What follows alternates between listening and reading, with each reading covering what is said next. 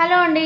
ఇంట్లో ఎంతన్నా హెల్తీగా చేయని ఫుడ్డు, ఎంతన్నా టేస్టీగా ఉన్ని బయట ఫుడ్‌కి ఎక్కువ ప్రిఫరెన్స్ ఇచ్చి టేస్టీగా ఉందనేసి తినేస్తూ ఉంటాం కదా! ఆరోగ్యకరమైన ఫుడ్ తిని హెల్తీగా ఉండండిరా నాయనా అంటే ఒక్కడు పట్టించుకోడు. అందరూ అనారోగ్యం ఫుడ్ తినేసి హాస్పిటల్ పాలైపోయి, తర్వాత లక్షలు, వేళ్ళు అయిపోతే డాక్టర్లు మళ్ళా సజెషన్ చేసిన తర్వాత హెల్తీ ఫుడ్‌కి కన్వర్ట్ అయితారనమాట.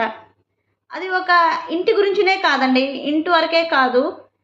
కంట్రీస్ వైస్ గూడా చూడండి. మన ఇండియాలో ఎన్ని రకాల కూరగాయలు పండిస్తారు. పాలకూరలు, నట్స్ అన్నీ మన ఇండియాలోనే దొరుకుతాయి గదా!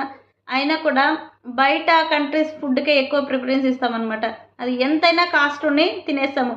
ఎగ్జాంపుల్‌కి చూడండి పిజ్జాలు, బర్గర్‌లు, నూడిల్స్ ఇలాంటివన్నీ ఎంతన్నా కాస్ట్ ఉన్ని తినేసుకుంటూ ఉంటామనమాట. అది చిన్న బర్గర్ అయినా గూడా 250, 300 అట్లా ఉంటది గదా! అయినా గూడా పే చేస్తుంటాము. కూరగాయలకి 40, 50 కిలో అనేసంటే ఒక్కడు తీసుకోవడం అంత